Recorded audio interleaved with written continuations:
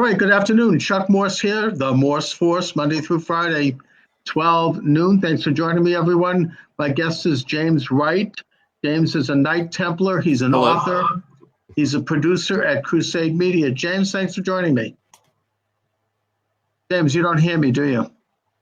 I hear you just fine. Great. Well, good. So that we are finally on the air in this wonderful technology times.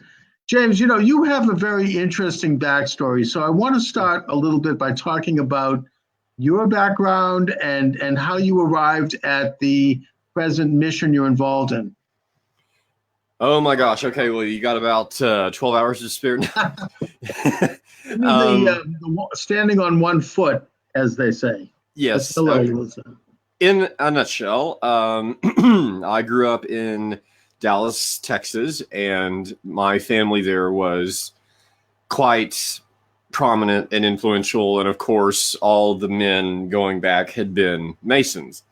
So naturally, it was sort of like a default kind of thing to go do. And so I did when it became time, which I was ready to do it finally by about 23, because I was out doing college, partying, all that kind of stuff. So joined up with them, really just sort of, as I said, like the robotic, because again, it ran in the family and everything. And at first it was okay.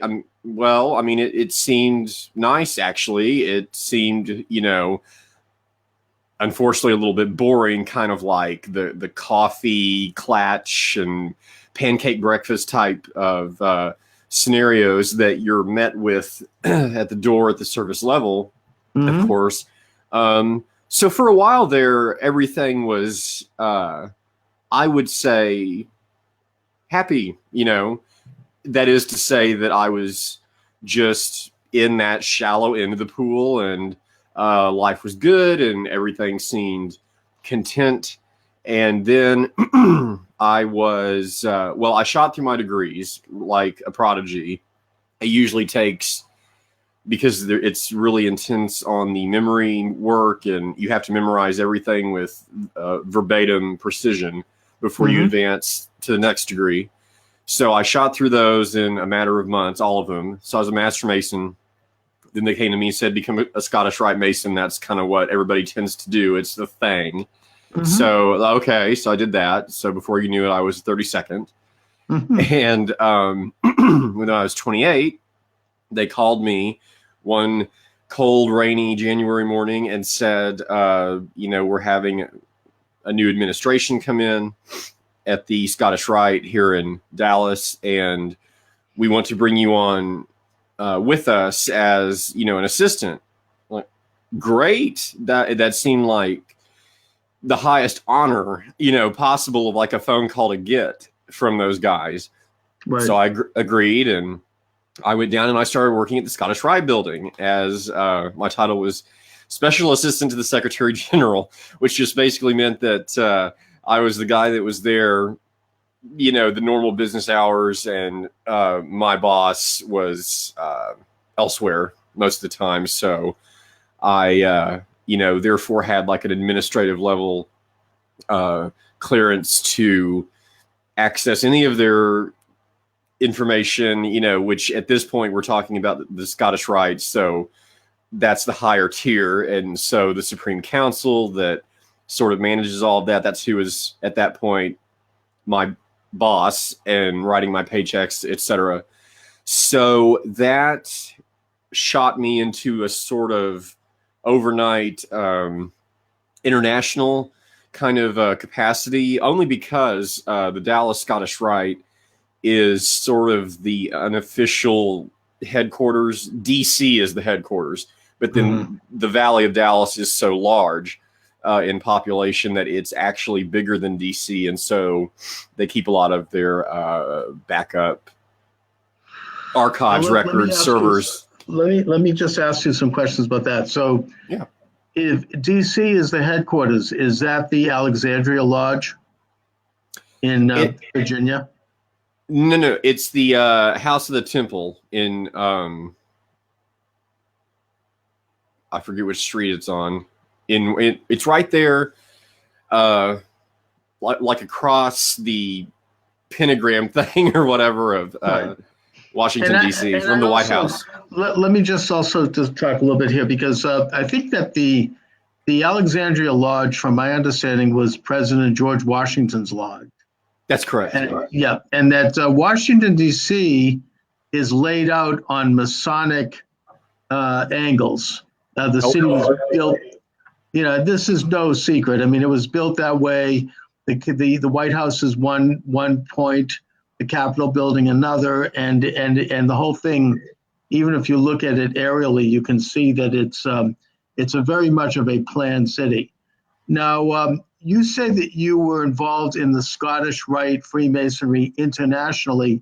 I mean, is that the main Masonic institution in the world today? And how big is that? And was that connected to the Masonry of George Washington and the Founding Fathers? It was not. Here's why.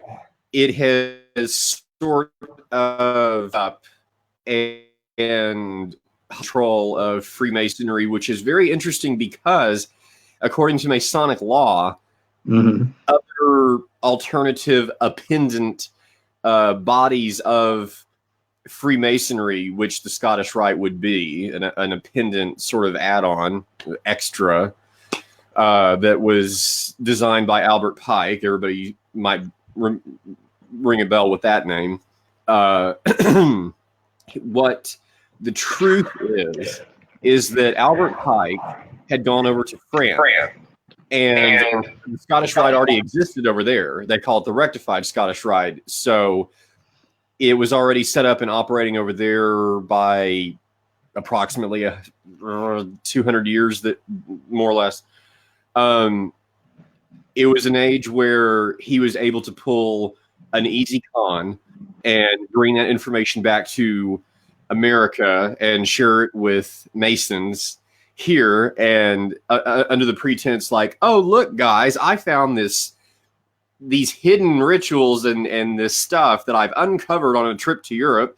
So I've done the unthinkable. I found all these degrees to add on and that have been lost and blah, blah, blah, blah. So they come up with the Scottish Rite, and that was in, oh gosh, I'd have to recheck the year. I think like 1817.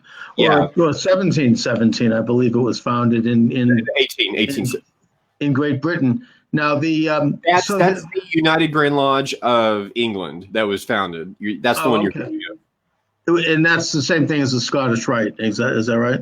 No, that is the actual authority of what we understand as, like, when you see that neighborhood Blue Lodge around the corner from your house here in America, that would be who they ultimately are supposed to answer to. All right. Now I want to get right to the point, to the issue here, because Masonry is, on the surface, I think, a pretty benevolent organization. They stand for, good harmony between the peoples, between religions, between ethnic backgrounds, between nations. But yet in this country, George Washington was alerted, I think after he was out of office, by someone who said that his lodge was, there was an attempt to overthrow his lodge and infiltrate it with what the letter writer called the Illuminati. And this is a letter that is available to, it's in the Library of Congress. I'm not putting on some tin hat here and just talking about some nutty conspiracy. This was Washington's response to this letter, was that he was fully aware of the diabolical nature of this infiltration, but that he contended at the time that it had not been successful in this country in terms of overtaking his lodge. Now, about 30 years later, in the 1820s, there was an incident in upstate New York by which a Captain Morgan, who I think he had an alcohol problem, he was somewhat of an unstable character, he decided to publish the Masonic secrets. in Yes. in a in a book form. And shortly after he published those secrets, including the oaths, he was found dead floating in the Erie Canal. And that set off a firestorm against Masonry, which led to the founding of the Anti-Masonic Party. And that was there was actually, sorry to interrupt, there was one more incident that concurred with that. They also publicly assassinated, brazenly in the open, Joseph Smith, who at the time was founding the Mormon Church. Right. And he basically ripped off the Masonic Blue Lodge degrees. That's the basis of your Mormon Temple degrees. They were quite upset about that and bang, shot him in the face. Okay, so you had here it's almost like a mafia type situation. Yes. Between in that case the Masons and dissidents of the Masons, and that the Anti-Masonic Party actually was headed up by John Quincy Adams, who became president of the United States and who wrote some scathing attacks on Masonry. Yes, he did. Yeah, and that it was the first party to have like a national convention. They set up a lot of the system that we have today. They had primaries. They did a lot of those things. Eventually, they were absorbed by the Whigs, who eventually morphed into the Republican Party. But the interesting thing about it is that the published oaths that were taken by the Masons, and they were republished by a Protestant minister, I think his name was Finney. Yes. Joseph Finney. They're pretty troubling. I mean, it's sort of like, if I dare, my loyalty to the Masons supersedes my loyalty to my family, my country, to God, to everything. And that if I dare defy the Masonic oath, my entrails will be burned and thrown into the ocean, and my body will be found in a shallow grave in the sand. And all these horrors will happen to me if I dare to in any way violate this oath. Now, in this country, you are free to do whatever we want. We can take oaths. But on the surface, to me, it makes me wonder about whether or not our public officials, particularly, ought to be taking such an oath when, in fact, the only oath that they should really be taking is to the Constitution of the United States. Sorry. Oh, that's quite all right. We'll have a little musical interlude. My iPad is ringing. Understood. So what can you, I mean, is this a problem? I mean, I don't know if, like, for example, if you have a police chief who's taken an oath like that, and there's a criminal that he's going after, maybe this guy might have taken the same oath. I mean, there's what if it's a judge who has before him people who are sworn Masons and he's a Mason? Is his loyalty to the Masonic oath over that of his own function as a judge in this country? I mean, it brings up questions of. That's an excellent point. Yes. Yeah. They should, I think, have transparency to their membership roster. They obviously don't. They do not release that. And it is a problem, especially when you are dealing with, as I was just describing, the transition from just that traditional Masonic Blue Lodge system up to the Scottish Rite. Because then what happens is you get to the Scottish Rite only to find that you're having to take this new oath as a 32nd to where you're swearing allegiance to the Scottish Rite Supreme Council above the leadership of Freemasonry, meaning that where I said ultimately the United Grand Lodge of England. So that right there is a problem. Yes. That is in violation of their own constitution and protocol. Now, no one has ever internally sounded the alarm on this, and they've just let it continue to grow and grow into this sort of specter type management structure of Freemasonry. So now you have a situation where whenever the History Channel, the Discovery Channel, someone in an official public capacity wants to know something, they don't know any better information, so they look up and they go, okay, who does it say is the go-to guys? Oh, Scottish Rite of Freemasonry, Washington, D.C. They phone them up. Please send us someone to interview and to make statements, and then they send out a mouthpiece to read from a script and tell you nothing. Okay. Now, what you have then is like the inner portico. And Yes. the inner portico requires loyalty to this international entity that is not necessarily American, even if it was. It doesn't have authority in the legal sense in this country. It's a private organization. And thus you have people whom we might assume are operating in the interests of the U.S. Constitution. They're operating in the local interest. They're operating in the interest of what you think they're operating in on the surface. But in fact, their loyalty and their interest is to this international entity.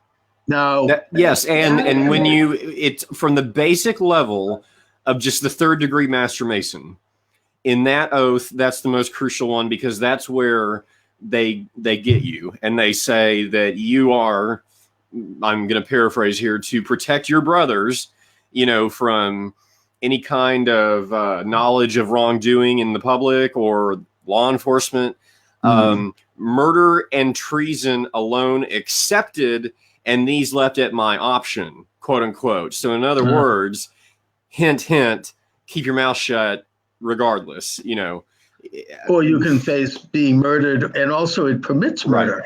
Yes. For example, what if the son of Sam might be a Mason? Probably was.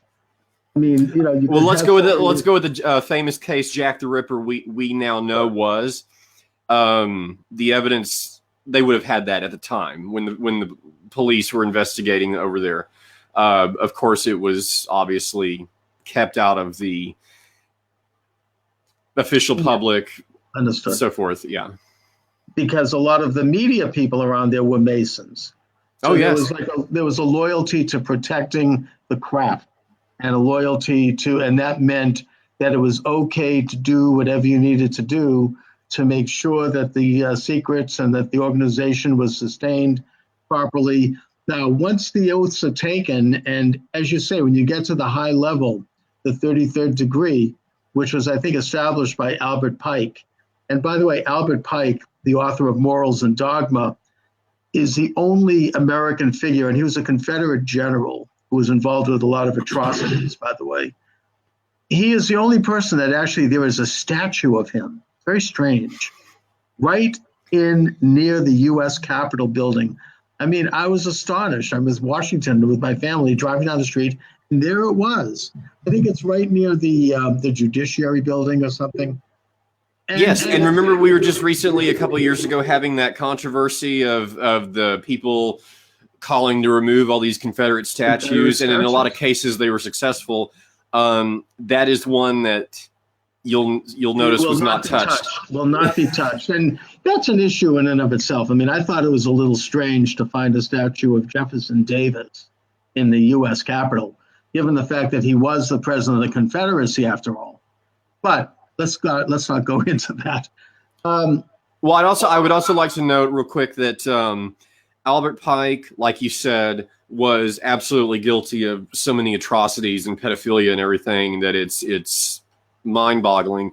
Right. Secondly, they revere him as this demigod or founding father of Freemasonry, when that's incorrect. He was instrumental in founding the Scottish Rite, and as I was just describing, he ripped that off from France. So really, he's a plagiarist. And the book Morals and Dogma is a direct plagiarism of an earlier book called Dogma and Ritual by Eliphas Levi. Mm-hmm. Same book. Okay, so then but yet nevertheless, he's sort of the founding father in America in the late 19th century of the Scottish Rite, which you're a member of, and which is the dominant Masonic organization in America today. Yes, unfortunately. Okay. Now, once a person then takes an oath to the craft, what exactly does that mean for them? I mean, what do they do? What are they asked to do? I mean, what do you? I mean, give us a little bit of information in terms of what's expected of one of the adepts. Well, you are definitely not permitted to, of course, reveal anything that is said or done inside of a closed lodge room. You are encouraged to, it didn't used to be this way, but they've changed because their numbers are dropping so dramatically. You are encouraged to go out and talk about it in a positive light, and that sort of community level of, oh, and we do this and it's great, you should join, blah, blah, blah. Their PR for that is weak. They're running commercials in Boston. I mean, I've actually heard commercials on the radio. Come on down, check out the Masons. They're so desperate now in California. This is how silly this has gotten. They now have, I'm not kidding you, a table booth set up right next to the Scientologist recruitment booth on Hollywood Boulevard at Highland. Yeah, so it's come to that now. Now, all right. So then they're out there recruiting, and they're trying to extend a friendly hand to. Is it still all male, or are women allowed in? It's still all male, and also I'd also like to note that once again, according to their own laws and constitutions, they are forbidden from recruitment, and yet here we are with the present situation. Okay, and is there any interface between the Scottish Rite Masons and groups like some of the college secret societies? And I'm specifically thinking about Skull and Bones over at Yale. They, excuse me, they definitely have a friendly relationship. Skull and Bones, things like that, or Book and Key, or Book and Snake, or whatever, or a couple others. They certainly do not answer to them, but there's a natural path that exists between the two. In other words, if you're a part of one, then you just are kind of ushered into the other very quickly. Kind of like me. I mean, I was sort of fast-tracked only because of how prevalent my family was in the community and in Freemasonry, et cetera. Right. So they definitely wanted to, rush me through to get me up as sort of like a poster child, because that was sort of the whole PR initiative there in the early 2000s was, we're seeing a slight upsurge in membership, so we need to appear more youthful. We need to appear to have happy younger guys that aren't like the typical scowling ones that you see in pictures of Masons posing. So make the place youthful and fun and vibrant again, right? And Gotcha. And for a moment there, that plan was working. But the problem was that these men who run it up top on the Supreme Council, they don't understand the zeitgeist. They don't understand pop culture. They don't understand the changing times. And most importantly, because what they do understand about that is that the nature of Freemasonry is sort of morphing and changing again of its own sort of consciousness. It's difficult to describe. They don't like that because that means that it threatens their power and their positions, which are false and ill-gotten because, again, it's all come off of this Scottish Rite fragmented schism thanks to Albert War Criminal Pike. Sure. And now so the Scottish Rite is not supposed to influence Blue Lodge craft masonry, but they do it all the time. It's that guy sitting off in the corner of a lodge room, a closed lodge room, doing the in the corner. Well, the Scottish Rite feels that, and the Scottish Rite would like to see, and so that is how it has crept in from lodge to lodge across America. And I would just like to note that meanwhile, over in Europe, where this stuff started, they're not happy at all with this situation. So to the European authorities, I'm in no trouble. But to the Americans, oh, they hate me. They can't stand me. Okay. And what you're describing, in a way, is almost just sort of, I don't know, a slightly out of step, benign sounding social club. Kind of a coffee clutch, if you will. But on the neighborhood level, yeah. On the neighborhood level, but that's what I'm getting to. How influential is Scottish Rite Freemasonry today in our higher levels of power in the United States? And when I say higher levels, I don't only mean the government, Congress, presidency. And we know that several presidents were Masons. I mean, I think that Harry Truman was a Mason, Gerald Ford was a Mason. So there are several. But also the judiciary, the institutions that have real power, like the Federal Reserve, like the National Council of Churches, how influential, what are their tentacles in terms of influence in the religious institutions in the United States? I mean, are they just a social club at this point, or do they have that kind of influence? And if so, do they use it in a way that's sort of unified? Okay, that's a multi-part. Okay, so yes, they have more influence than you could possibly imagine. Not so much with religion. Religion's kind of been fed up with them since the Morgan affair, like you were talking about, and all that. Sure. So religion and Freemasonry have had a rocky relationship since then. But everywhere else, they seem to have infiltrated quite nicely. This is what none of them will tell you. Even though you have that Supreme Council, and you say, okay, well, this is the top brass, which for all intents and purposes it is.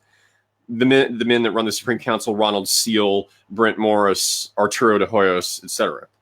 Mm-hmm. The truth is, they're actually just installed puppets, because the true owners, runners of the institution, the Scottish Rite of Freemasonry, which is a corporation, a 501c3, by the way, Mm-hmm. It's all like military industrial complex people that are on the board of directors, generals like William Sizemore. It's very, all of their stock holdings and investments are all military, industrial, and pharmaceutical. So it's very much so, just as one example, it's now been proven, and we now know that they funded what then became known as MK Ultra through Stanford Research International. Sure, that was just for the audience edification here. That was really started during World War II, and it was a CIA operation that engaged in mind control tactics. It's a very ghoulish and troubling story. A lot of the information, not all, but most, or at least a portion of the information about MK Ultra was revealed in the late 1970s during the Church Committee hearings after Watergate. And that there was some major reforms, but I think there was still a portion of this that continues and that just morphed into other names. And, in a way, it expresses the ultimate agenda of what I think President Trump has accurately called the deep state. This idea of engaging in mass psychological manipulation and mind control. That's an interesting point to make, because when he came into office, I wondered that. I wondered, okay, drain the swamp. So you would start with the Supreme Council building right there in DC, right? Because they're influencing politics and they shouldn't be. Right. So I would really like to see him. I would really, really respect that if he were to come out and do his usual sort of Twitter firestorm or something. Sure. About that, and call attention to it. I think that would be very appropriate. It's pretty scary. You want to walk around and you want to continue breathing. I'm not implying anything here, but I'm saying that, you're taking on some very powerful, very entrenched people, whether it be Scottish Rite, whatever it is. I mean, what we can broadly call the deep state. Yes. I interviewed on this program a while back Professor Michael Glennon from the Fletcher School of Law and Diplomacy here in Boston. He was a former senatorial legal counsel during, I think, the Clinton administration. Brilliant guy. Wrote a book called The Double Government. And he talks about this, what President Trump calls the deep state. He says they really became enthroned after World War II by President Truman, who signed executive orders creating the National Security Administration, the National Security Council, the CIA, and other groups, and that they all interacted, and that Michael Glenn, and again, this isn't me saying this is this establishment figure. He says that it has morphed into this literally a second government, a double government, that they're everywhere. They've got their tentacles into several Supreme Court judges. They've got, Federal Reserve. They've got all the big institutions of influence, the universities. And I don't know if Scottish Rite plays a role in that. I think it's probably part of the mix, but it's very complicated to figure it out. And I think President Trump has at least brought it up to the public, and he's at least making enough of us aware of it. And I think the reaction to that by the left and by the sort of the establishment itself, in a sense, provides more proof that this is a problem. My experience, this is very frustrating for me. I've lived in Los Angeles for the past 6 years. I was obviously catapulted into there as a result of my whistleblowing and the book and blah, blah, blah. I really came to love it because I had a background in theater, and I saw this sort of production and broadcasting world that was sort of rising up around me as a result of this. And then my classical education in the tech of it, technical theater. And I was like, wow, this is a really great fit, and I can make a lot of impact, here. Well, what I've come to find is that, and don't get me wrong, I love LA. I will probably always be addicted to Los Angeles like crack. But the far liberal left there, which I do a lot of work with as a independent journalist and everything, I've profiled a lot of their leaders, figureheads of movements and everything. Great stuff. But I've been sort of regularly insulted again and again and again at the sort of Hollywood parties and things that go on in tandem with that world, because they have this very, California is like living in a bubble. And then when you're working in Hollywood, you're in a bubble in a bubble. So they only see what is popular and going on right around them, which Freemasonry is not one of those things. Many Californians today, if you say that word, they're like, huh, what is that? Sure. They have no idea because it's fallen so much out of the zeitgeist there.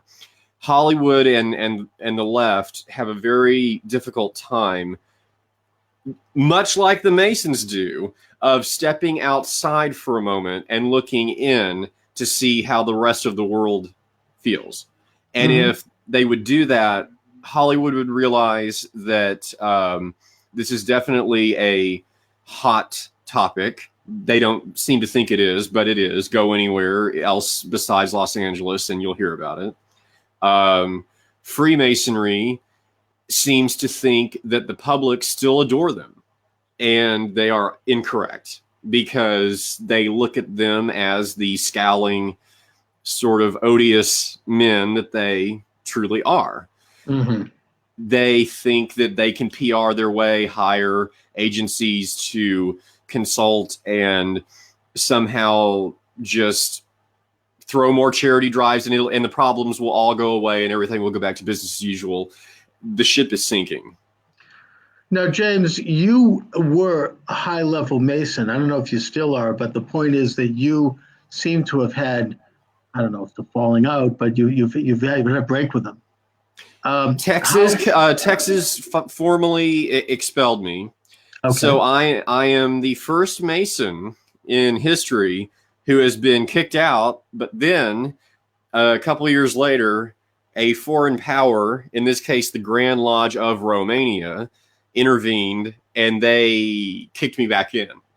And they gave me my degrees back, and then but that would only be to Master Mason. So then the Orient of France got involved as well and gave me all of the rest of my degrees back as well. So I am a legitimate Mason, but if I go and I carry that current dues card from Romania into an American lodge, any other Romanian man would have no problem, but because it's me, there's a problem. And I mean, they've had memos sent to every lodge in America saying, do not engage me, do not allow me to, because they know that I'm not controllable. I will not read their script. I will tell it like it is. And that's a problem for them, a very serious one. You're obviously, at least it appears on this program, you are a dissident to Masonry. So I guess that there you are now in Hollywood, you're running movie productions.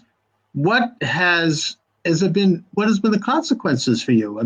Again, we're talking here about an international group, powerful group that can do things. I think that Hollywood, for example, you mentioned that they're a bubble in a bubble. They tend to do what they need to do to get their movies made and to get up on the air. I don't even think they're necessarily winning. It's in a way the same thing that happened in the 1930s when you had people in Hollywood join the Communist Party. It's not because they were communists, it's because they wanted to get ahead. Dalton Trumbo once said this in an interview before he passed away, that I'm not a communist, this is where the bread is buttered. I wanted to write scripts. These are the people in the power. These are the insiders. And so you're going up, you're bucking that by doing what you're doing. Has there been any problems for you in this way? Oh my God, yes. Since day one. And that's the myth that they like to perpetuate as a sort of rebuttal, is that I brought this on myself. Any problems I've had, okay, maybe that was a Mason behaving roguely, upset with me because I hurt their feelings and what I did with my actions. But no. From the moment, the day that I couldn't take it anymore and fled my office in the building in Dallas and just left town, the stalking and harassment and threats began immediately just from leaving and quitting the position. I had not spilled the beans at all. I had not even begun the book. So no one knew what had just happened. And yet they were already treating me as though I had already done what I would then, okay, fine, I'll do it then. If I'm being accused. Are you concerned? We know what happened to Captain William Morgan. Yes, I was just recently ushered out of Los Angeles in a bulletproof fed fleet sedan and brought to Portland, Oregon, because it was getting unbearable. They had their little goons chasing me around the streets every day. Well, all right. I hope that by bringing attention to it through this show and through other shows, that can sort of be a little bit of an insurance policy for you. Yes. Well, there's been some people throughout this experience, which is going on now years and years, that I guess they don't want to accept the whole what's out there and is known about what we call targeted individuals. Well, recently, and part and parcel of my hasty emergency departure from Los Angeles, was I captured audio, because they engage me still. They'll send a goon up to, hi, how are you, me on the street, and then a conversation ensues, and it's always extremely unpleasant, and the same old blah blah blah blah, and how I'm bad and they're good, and please shut up, and all this, and you don't even know these people; they just show up, right? Right, and then they identify themselves as speaking on behalf of, in this case, it was Grand Lodge of California, and they seem to think that, so this last altercation, the guy just started running his mouth and and we did this and we did that, and admitting that they have systematically gone and tried to dismantle and destroy my life, my finances, which they've been pretty successful at doing. But it was very vindicating for me to capture this on a recording, and then I published it on social media, and it ignited a firestorm, and that's when they freaked out again, and I had to leave Los Angeles. Well, you know what? I think that, maybe it's some solace that by being public about this and by discussing it, you're developing at least somewhat of an insurance policy, in the same way that Whittaker Chambers, when he left the communist movement, he took those famous pumpkin papers and microfiche and documents with him and hid them. And his brother-in-law in New York hid them in his attic. And he let the party know he had them. And it was sort of a, it gave him, you see, first of all, I slept with a gun by the bed for many years. But it was then he came out in the open. But the thing is that it gave him a little bit of an insurance that these things would all come out if anything happened to him. And, it just, it's a troubling thing. And I certainly admire your courage. It's an incredible story. Thank you. No, I can get you, just from this last altercation, my business partner, Corey Muniz, she's very, very prominent in the realm of Southern California activism. She was, didn't she do a movie about the Iranian mullahs? I'm thinking of someone else. No, that's somebody else. Okay. Anyway, she's been working in Hollywood for years and years. She originally got her start through Playboy, and she's, a very accomplished industry and activist person. When these goons were closing in on me, I contacted her on the phone, and I contacted another important who's helping me right now, Ron Patton of Paranoia magazine. Mm-hmm. He's also involved with he's the executive producer of the Clyde Lewis show, and he knows all about this. So I called him as well, and I was like, here's what's happening. The police are not, I've already been to the West Hollywood Sheriff Station. They're ignoring it like nothing's happening, when this all unfolded literally at their front door. And so they both, each of them, Ron and Corey, then phoned at the same time, right then and there, the West Hollywood Sheriff's Department, and said, you realize that James Wright is running down Beverly Boulevard right now, being chased by two assailants. And he's like literally crouched, hiding in an alley, and you're not responding to his calls. Okay. And, they identified who they were. And okay. Tell them to try and get back to the station safely, and we will see what we can do. So I do. I get back there, and this smug bastard sheriff comes out from like behind a, phony glass mirror wall, and says, this won't be happening, with this smug grin on his face. And I said, really? So I got both Ron and Corey back on speakerphone and said, okay, so the person you just told me to come in here and ask for, they're saying that person doesn't exist. So then they immediately had to concede that. Okay, well, that person does work, but you're not going to talk to them right now. That's not going to be happening. And I got all that on audio. So I think, just right there, you have an incident where the citizens of the city of West Hollywood need to know that their sheriff's department is not working for them. So, so many. And that these guys very well may also have taken the oath, right? Of course. And then you're expected as a brother that oath. Protect this craft. Now, look, right. I mean, the only thing I could say before I want you to give out your information, but the message here is that on the one hand, we have a free country here. You can join any group you want.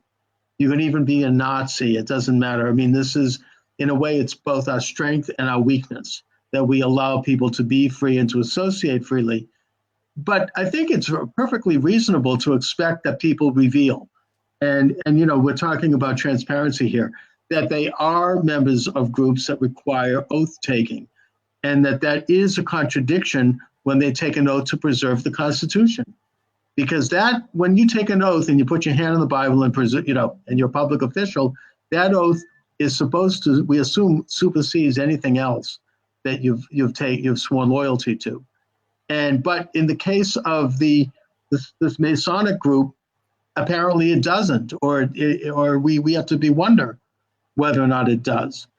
Right. And once you're of the Blue Lodge level Master Mason, you're basically saying at that point, if one of you breaks the law, or if I do, we're going to cover it up, guys. Yeah. Then once you get to the Scottish Rite 32nd, the oaths that follow that are basically saying, in a nutshell, you know what? You're going to protect this and our system here above the American, any government in the world, even doesn't your own, matter. and it's even over your own family. Yes. And this is exactly what Captain William Morgan tried to expose in his book, and why he was killed, and what led to the anti-Masonic movement headed up by people like John Quincy Adams. I mean, it's still something that is of concern. And again, I would point out, it's not just the Masons. It would be groups like Skull and Bones and other groups. I mean, I'll just a quick little piece on that, and I covered this in my book, Assassination in America, that Tim Russert, right? CBS newsman, well-respected guy, kind of an establishment news figure. He interviewed both George Bush and John Kerry during the 2004 election. And he asked each of them, he said, you're both members of the Skull and Bones. And while you were at Yale, and you both took oaths to that organization. What can you tell us about that?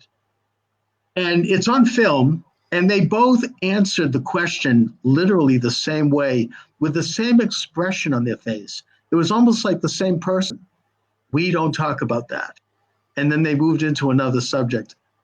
And then a few years later, Tim Russert died under, I think, somewhat mysterious questioning circumstances. He was not a fairly young man. This is one of the chapters in my book, Assassination in America. I'm not saying he was killed. I'm just saying that it's interesting. We're talking here again about groups that require loyalty to their own people over all other factors. That is troubling. I mean, they have a right to do it. We have a right to know about it. And we have a right to expect that if they're going to enter into public life, they disavow those vows and they take a vow of loyalty to their job. Right. And what's even more troubling from my perspective is move out of the public into the private, and inside that world, there's no recourse there either. So when something is going down that is wrong, illegal, whatever, you're not even permitted to raise that concern in an official capacity through proper channels, because you are not, as they say, allowed to criticize Freemasonry publicly or privately. Mm-hmm. So you cannot, if this guy over here running this department of it or whatever have you, faction, blah blah blah, is a total evil prick and is just gone off the deep end with horrible things that they're doing and getting away with, well, then you are supposed to sit down, shut up, and say nothing. It's kind of like the movie Rosemary's Baby a little bit. I don't know if you're familiar with that. Right? Yes. She finds out that she's in this hermetically sealed world and there's nobody that can help her. So she eventually throws in the towel. Anyways, James, let my listeners know where they can, if you want to, where they can get information about your book and about you, and how they can get, websites you might want to give out. Yeah, it's a whole other side story, so I'll just quickly say that book that I wrote that came out January 1st, 2012, I learned later on, after it was way too late, that was also being controlled. Things were redacted from it. New Falcon Publications in Hollywood, the founder died. His son inherited it. His son is never been convicted because he always seems to dodge prosecution for some reason because of his secret society memberships. But Los Angeles Community College lost their entire athletics division over him pulling basically a Jerry Sandusky as the head men's basketball coach. So when that happened, the LAPD and the district attorney got in touch with me, asked me to testify against him. Well, it ended up never going to trial, but because he found out that I was already giving depositions and things, that did not bode well. So that relationship and that with my publisher was lit on fire, and rightfully so. I want nothing to do with a pedophile.